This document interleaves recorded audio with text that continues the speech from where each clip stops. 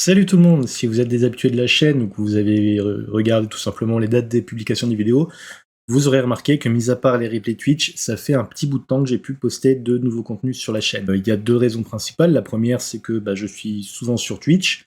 Twitch qui a l'avantage de ne pas me forcer tout simplement à préparer mes vidéos, je veux dire du gameplay ou du let's play, même si je vous parle de trucs qui au final j'aurais pu parler aussi sur la chaîne pendant le gameplay, j'ai pas besoin de préparer en fait tout simplement. Pareil pour C'est quoi tes pronoms, j'ai pas besoin de préparer.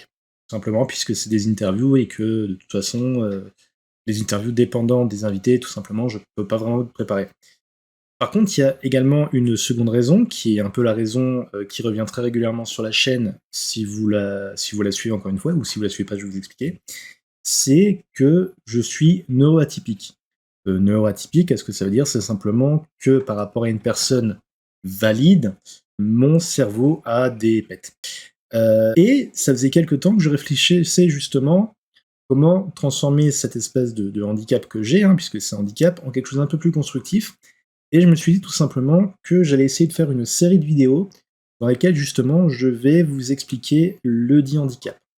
En sachant que la neuroatypie, en tout cas chez moi, bien évidemment ça dépendra des autres personnes, les symptômes de tout à chacun, et chez moi il y a plusieurs choses, il y a notamment ma dépression, il y a mon trouble de l'attention, et entre autres mon trouble dissociatif de l'identité. Donc cette petite vidéo, qui évidemment va être très courte, si je dis pas de bêtises, elle va durer moins de 5 minutes, là je vois que ça fait qu'1 minute 40 que ça enregistre. Dans chaque numéro de cette nouvelle série de vlogs en fait, je vais vous expliquer un des aspects de ma neuroatypie. Alors, encore une fois, s'entend que ma neuroatypie, c'est un peu la mienne, chaque neuroatypique n'aura pas forcément les mêmes pathologies et n'aura pas les mêmes réactions.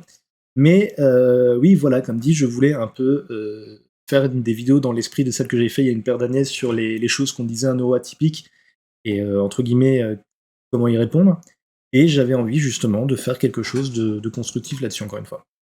Alors, ça ne sera pas des vidéos scriptées, je vous parlerai comme ça viendrait, parce que le problème, c'est que je scripte des vidéos, à chaque fois je me rends compte qu'il y a des choses que j'oublie de dire, alors que bizarrement, quand je scripte pas, le problème n'est pas le même. Donc voilà.